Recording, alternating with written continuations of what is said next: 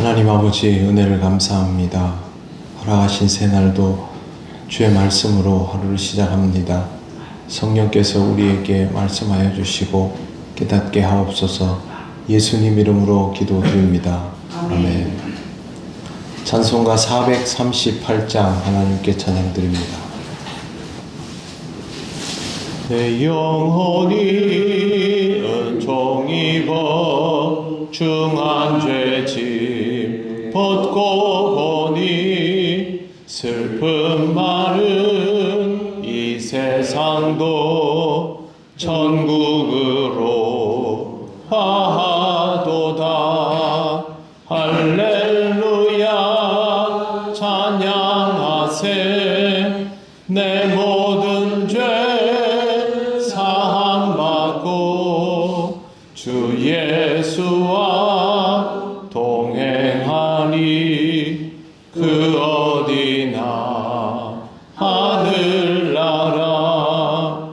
주의 얼굴 뵙기 전에 멀리 뵈던 하늘나라.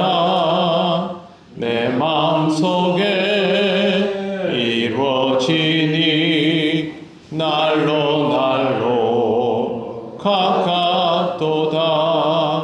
할렐루야 찬양하세. 내 모든 죄 사함받고 주 예수와 동행하니 그 어디나 하늘나라.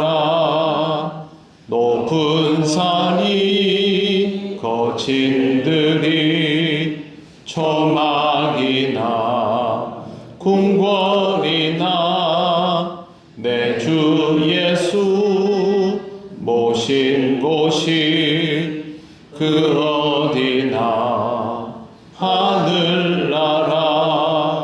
할렐루야 찬양하세.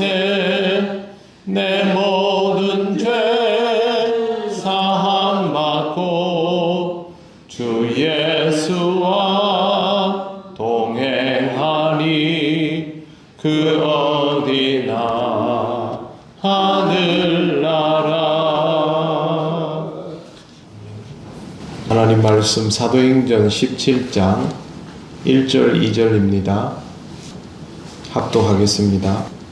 그들이 암비볼리와 아볼로니아로 다녀가 데살로니가에 이르니 거기 유대인의 회당이 있는지라. 바울이 자기의 관례대로 그들에게로 들어가서 새 안식일에 성경을 가지고 강론하며. 아멘. 바울 일행이 옥에서 나와 루디아의 집에 들어가서 빌립보 지역에서 생긴 성도들과 만남을 가진 뒤에 다른 곳으로 이동을 합니다. 이동 경로는 암비볼리와 아볼로니아였는데 이곳은 경유지였습니다. 바울의 목적지는 그곳을 지나서 당도할 수 있는 데살로니가였습니다. 바울이 데살로니가로 향한 이유는 그곳에 유대교 회당이 있기 때문입니다. 데살로니가는 일전에 말씀드린 것처럼 이 지역 전체를 아우르는 가장 큰 도시였습니다. 작은 도시에는 회당이 없었죠. 그러나 큰 도시이기 때문에 회당이 있고 바울은 의도적으로 회당이 있는 곳을 먼저 찾은 것입니다. 유랑 전도자들의 복음 증거가 회당을 중심으로 이루어졌다라는 말씀을 몇 번 드린 적이 있습니다. 현대 기독교인들은 주변에 인식도 있어서 복음 전하기를 부담스러워하지만 사실 인식으로 말하자면 이 시대가 훨씬 더 좋지 않습니다. 그럼에도 불구하고 전도자들이 회당을 찾은 이유는 그곳에 사람들이 많이 모여 있기 때문이고 그곳에 모여 있는 사람들이 대부분 구약 성경에 대한 이해도가 상당히 높은 사람들이기 때문에 이곳을 복음 전할 수 있는 곳으로 받아들이고 안식일이 되면 일부러 이곳에 가서 복음을 전했던 것입니다. 복음 증거가 유대인들이 잘 알고 있는 유대교도들에게는 전혀 낯설지 않은 구약 성경에 대한 설명에서부터 시작이 되었습니다. 구약 성경에 대한 구속사적인 설명을 하면서 이 복음 증거가 시작되었기 때문에 이런 과정에서 유대인들과의 논쟁이 불가피한 상황이었습니다. 그냥 복음을 전하겠다고 하면서 일방적으로 가서 몇 마디 하고 나오는 것이 아니라 내가 지금부터 구약 성경에 있는 하나님의 구속사에 대해서 설명을 할 텐데 들어보라 하면 사람들이 거기서 이제 그 구속사적인 부분을 설명하는 것을 듣고 거기에 대해서 유대인들이 이제 긍정이든 부정이든 하는 것이죠. 긍정하는 사람들이 조금 있기는 하겠지만 대부분의 사람들은 그들이 받아들일 수 없는 것이다 라고 여기며 반대의 논리를 펴니다. 그러면 이제 격렬한 논쟁이 회당 안에서 이루어지게 되는 것입니다. 전도한다라는 말은 이 당시에는 이런 모든 과정들을 감당할 각오와 준비를 하고 회당에 들어가는 것을 말합니다. 사람들 잔뜩 모여있는데 들어가서 내가 지금부터 당신들한테 설명할 테니까 잘 들어보시고 합당하지 않다 싶으면 질문하십시오. 이렇게 하는 거니까 이게 보통 일이 아니지 않습니까? 만약 성경에 대한 이해도가 부족하여서 잘못된 설명을 하거나 또 유대인들의 심도 있는 논리 공격에 반박하여 대답할 수 없는 사람은 이 상황을 견디지 못할 것입니다. 바울뿐만 아니라 성경에 나오는 대부분의 전도자들은 이런 상황을 견딜 수 있도록 준비되어 왔던 사람들입니다. 이것은 그들이 전도하기 전에 얼마나 많은 준비를 했었고 그 준비를 하기 위해서 신앙적으로 견고해져 있는 상태인지 그들에게 있어서 복음을 향한 열정과 또 여러 가지 태도들이 이미 그 정도 단계에 이르러 있는 사람들이 아니면 이렇게 할 수 없다라는 것을 우리는 잘 볼 수가 있습니다. 이런 준비가 없으면 각각의 지역에서 만나게 되는 다양한 환경의 회당을 견딜 수 없는 것입니다. 우리는 초대교회를 매우 동경합니다. 그러나 실제로는 초대교회와 많이 다른 모습을 가지고 있죠. 초대교회와 우리가 뭐가 제일 많이 다를까? 다른 거 없습니다. 복음에 대한 이해가 제일 많이 다릅니다. 그만큼 준비되어 있지 않습니다. 심지어 우리나라 교회의 초기와 지금을 비교해 보아도 마찬가지입니다. 제가 리더 모임 할 때 한번 동영상을 틀어드린 적이 있죠. 사경회라고 모이면 일주일 동안 성경 전체를 쭉 맥을 짚어주는 그런 공부를 하는 것이 초대교회 우리나라의 사경회였습니다.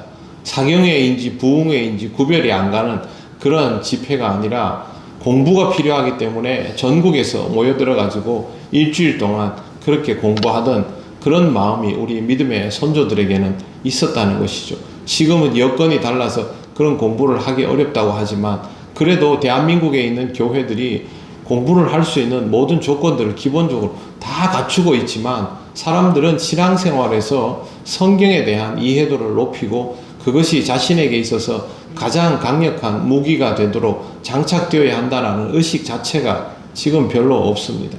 그렇게 해서는 복음을 가지고 말하고 상대방이 나에게 논리적으로 공격하면 그것에 대해서 오히려 승화시켜가면서 설명하고 사람들에게 말씀을 이해시킬 수 있는 그런 준비는 안 되어 있는 것이죠. 이 부분이 가장 안타까운 부분입니다. 마음만으로 초대교회를 동경하는 것이 아니라 실제로 하나님의 말씀에 대한 준비가 반드시 필요하다는 것을 기억하셔야 하고 그러기 위해서는 조금이라도 성경에 대한 이해를 높여가야만 하는 것입니다. 이런 상황을 염두에 두고 2절 말씀을 보십시오.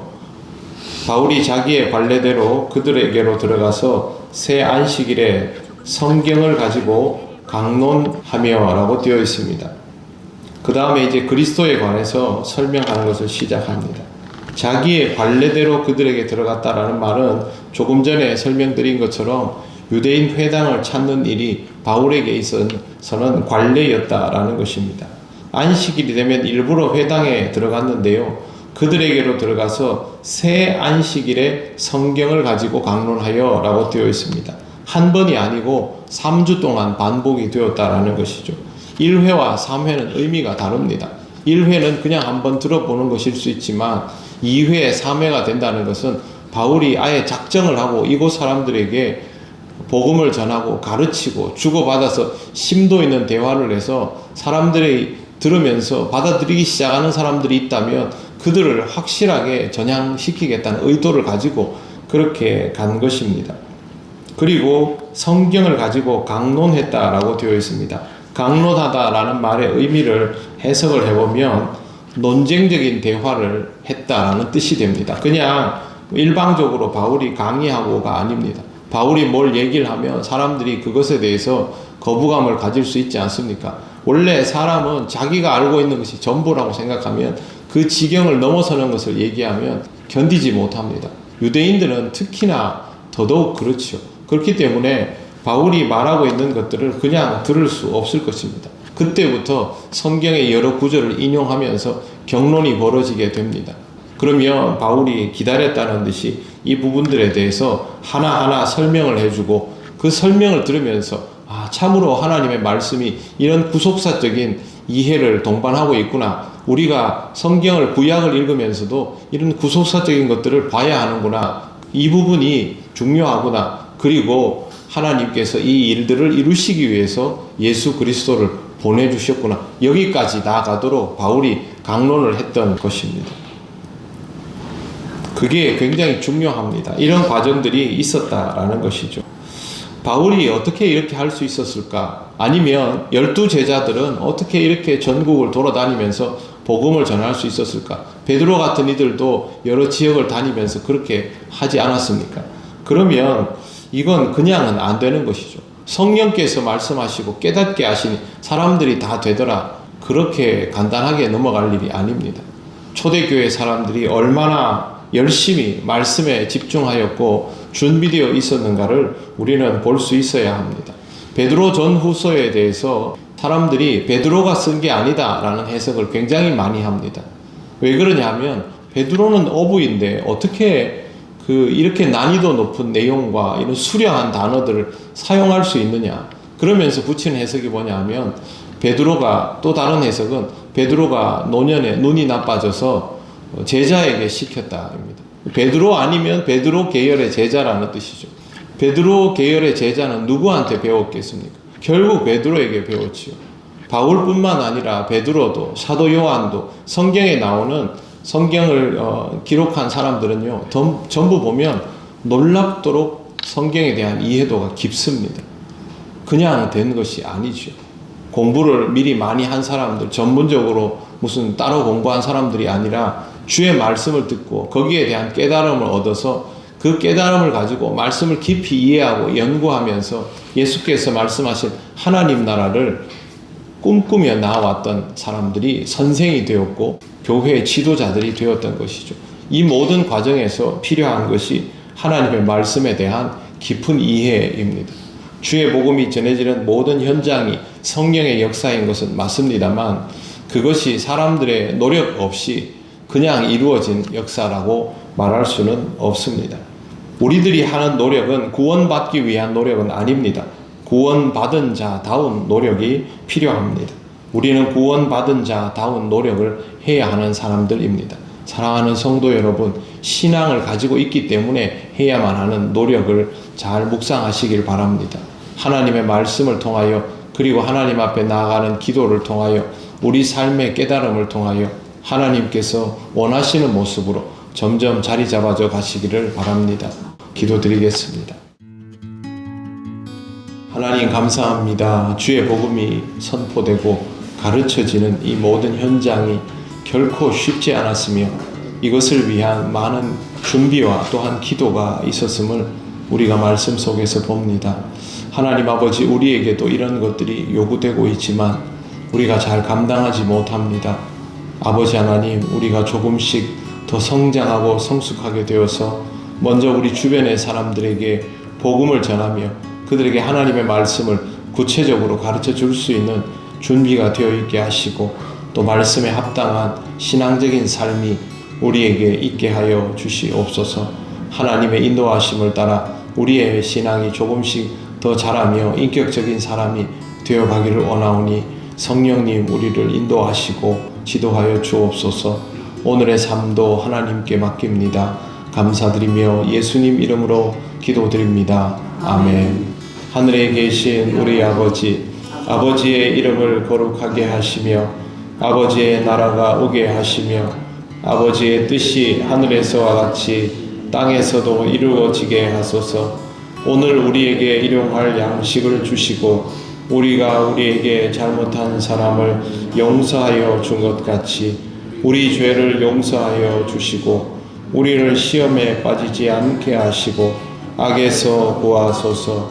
나라와 권능과 영광이 영원히 아버지의 것입니다. 아멘.